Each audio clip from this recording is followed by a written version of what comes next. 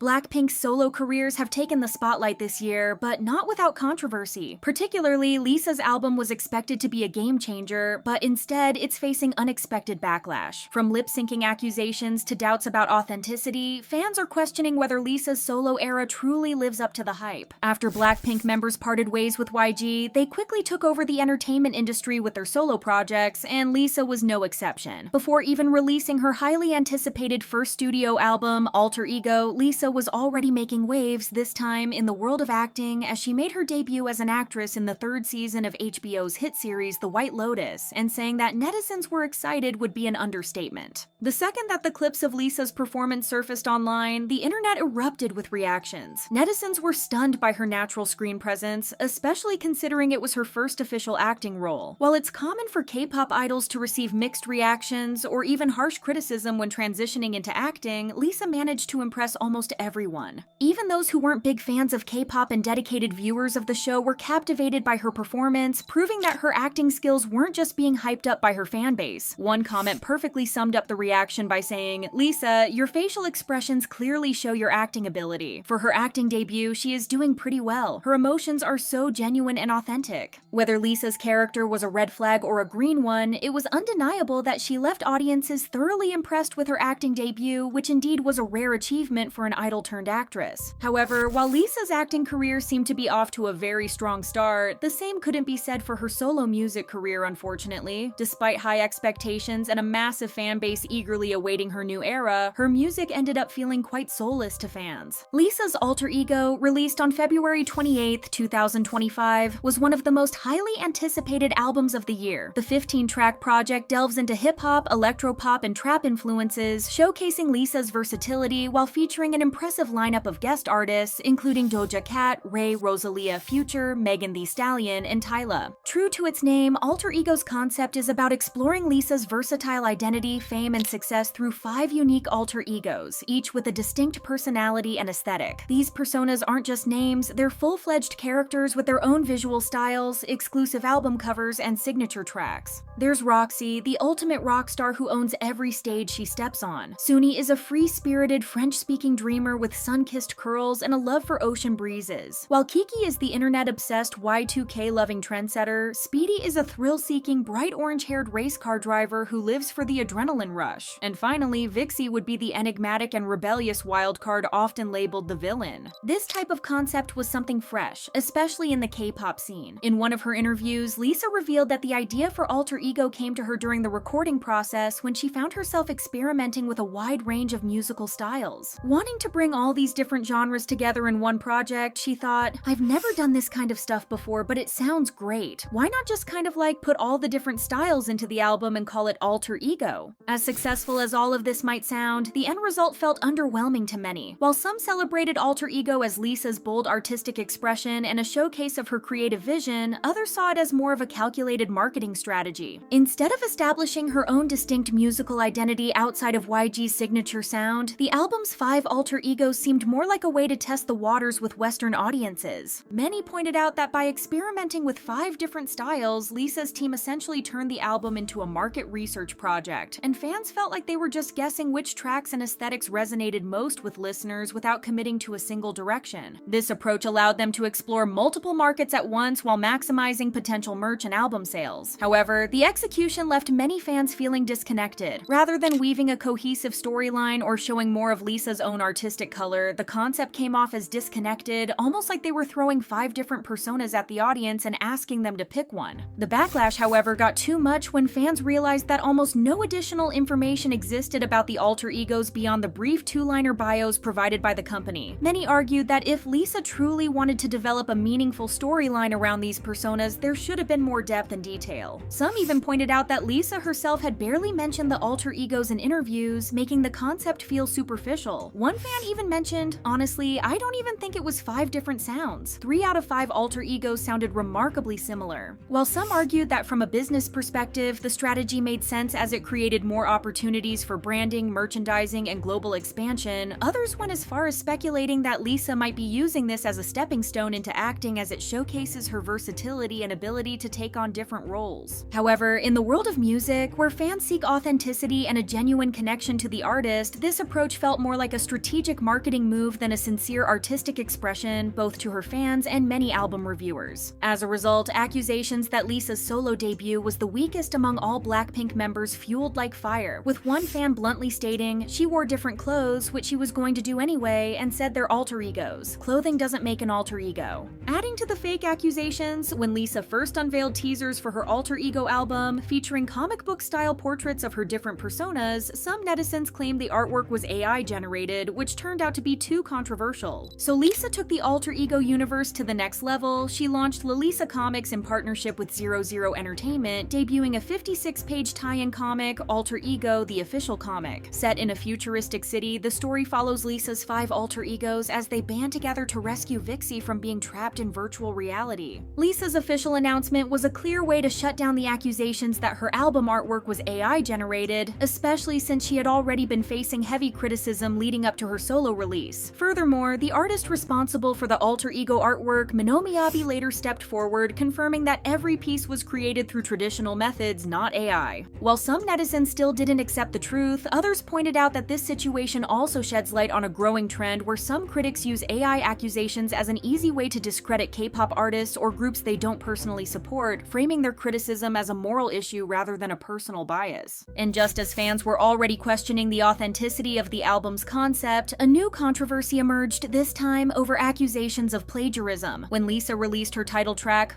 F Up the World, reactions were mixed. Some praised its bold energy, while others found the lyrics too cheesy. However, the discussion quickly shifted when netizens pointed out a particular rap section in her song that sounded oddly similar to a verse from XG's Woke Up. Adding fuel to the fire, fans also noticed that one of Lisa's music video outfits looked almost like the one worn by XG's Jirin. These similarities led to claims that Lisa's solo work was borrowing a little too much from the rising girl group. Supporters, however, were quick to counter the accusations. They argued that fashion overlaps are common in K-pop, where trends often repeat. Additionally, Lee Jae-young, a lyricist credited on Lisa's song, also worked on XG's tracks, which could explain some of the similarities in rap flow. On top of that, the choreographer behind Lisa's track was the same one responsible for XG, making any resemblances likely the result of shared creative input rather than deliberate copying. Despite these explanations, the controversy only deepened the debate surrounding Lisa's solo era, one that had already divided fans and critics alike. Another major controversy arose as Lisa began promoting her album. She took an all-out approach to marketing, making high-profile appearances across various platforms. From gracing the covers of top magazines, including Billboard as its first ever global cover star, to sharing her thoughts on a Thai radio talk show Woody FM, she worked hard to ensure her presence was felt. However, during her interview on Hot Ones, when asked about the concept behind alter ego, Lisa seemed unable to clearly explain it. Instead of explaining how the 5 personas connected in a cohesive narrative, she focused more on detailing their individual characteristics and the creative process behind them. This left fans and critics even more skeptical, leading them to believe that Lisa was never truly involved in the creative process, leaving her unable to clearly explain the concept. This incident also brought to mind a comment from one of her album reviewers who stated, "At this point in her career, Lisa is too big to fail commercially but also too big to succeed creatively." And just when it seemed like the allegations couldn't pile on any higher, Lisa performed in a place that fans thought she didn't belong to. On February 25th, the Academy announced that Lisa would be performing at the Oscars alongside Doja Cat and Ray. This marked Lisa as the first ever K-pop artist to take the stage at the prestigious event. While her fans celebrated this big achievement, some netizens felt her inclusion at the Oscars was misplaced. Critics argued that Lisa didn't belong at the event, with some even claiming that she got the gig through her connections and comments like, "Performing at the Oscars without even having one Grammy nomination or a hit is another level of nepotism," flooded social media. Accusations of favoritism grew stronger when rumors surfaced that Lisa's performance was tied to Louis Vuitton's sponsorship of the event, fueled by speculation about her alleged relationship with Frédéric Arnault, the CEO's son. However, these claims were quickly refuted as fans pointed out that the post sparking the controversy was actually from the previous year's event, not the one Lisa was set to perform.